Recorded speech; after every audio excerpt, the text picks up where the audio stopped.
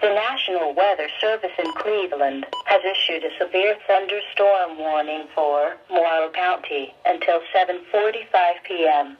At 7:12 p.m., a severe thunderstorm was located near Cardington, or 7 miles south of Mount Gilead, moving northeast at 55 miles an hour.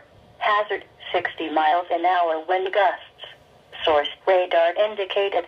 Impact, expect damage to roofs, siding and trees.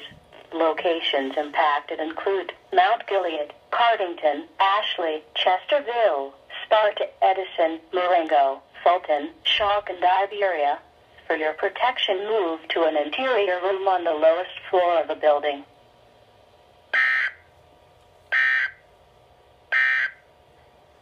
Now look